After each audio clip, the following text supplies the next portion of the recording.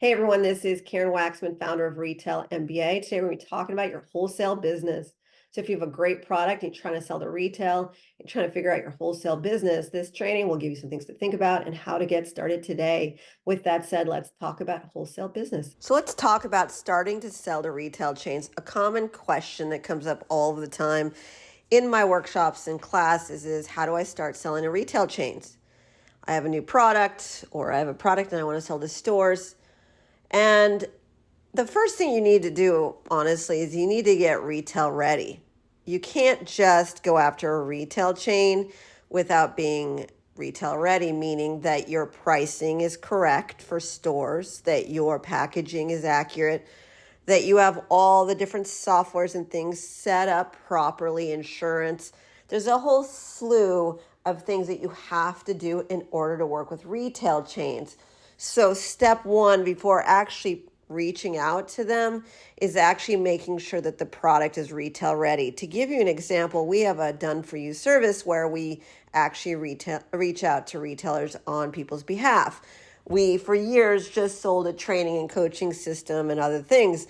But the service came up because people were asking us to reach out to stores. My point in sharing that with you is people will have to fill out a form before I can actually even consider going after stores for them. And that form will include, I need to see imagery and I need to see your product pricing and all these things.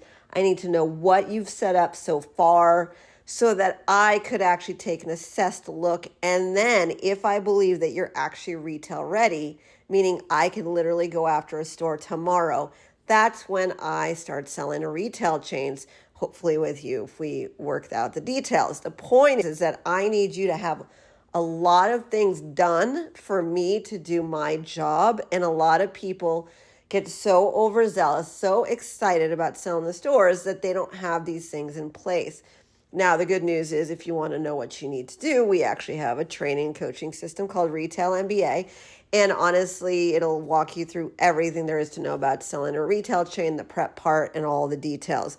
But for me, as a person who sells products to stores, that's what I need first. I need it to be retail ready. And there's no exceptions, because if I brought a buyer an idea at a chain store, she would be mad at me. She doesn't have time to look at products that are really ideas, unless it's like a family friend and they're nice enough to look at stuff. But generally, they want a product they can buy on the spot. Otherwise, don't bother them. And you actually are deterring yourself from making money. So in regards to the starting part, it's actually doing that part properly. And that's actually not quick. It's not a quick thing to do. The hardest part is the prep part for stores. The easiest part is the actual reach out and trying to get a buyer to buy, and then the tweaks associated with that. It's much harder to prepare a product for stores that will actually convert into a sale. Like when people come to me with a product and they've done their packaging and everything, sometimes you did it completely wrong. And it's not going to work for a store. That's scary. That's infuriating. That's frustrating. But you have to do what you have to do. And that's part of this business. You have to do what you have to do. So the bottom line answer is you do need to do your prep work. And also, before you start actually selling to them, you need to know your numbers and the things that a buyer is going to ask you as well. So we always say, again, the prep work, setting up properly, is 80% of the work. 20% is the actual reach out and closing of deals with retailers. It's actually the single most important aspect of it, including preparing the words to use, the marketing, collateral, all that stuff. That is the core component of pitching a buyer. And when done correctly, you can make so many millions of dollars with a retail chain. One change to order can change your life entirely. So I hope that helped you get a perspective on selling to stores. The other thing I would say is that if you are actually already retail ready, if I was to give you one little nugget of gold in regards to selling to retail chains, as of late, there are retailers that are popping up all over the place that are marketplaces. For years, you could only sell to a retail chain through their website or in their stores. And Walmart created a marketplace, which is like an Amazon. So basically, if you want to sell on Amazon, you fill out a form, they approve you, you go on their site, right? Walmart has that. They started a marketplace to compete with Amazon. As of late, there's about a dozen retailers that are starting marketplaces. Why does that matter to you? You could conceivably sell on HomeDepot.com as an example through their marketplace, which is actually a big deal.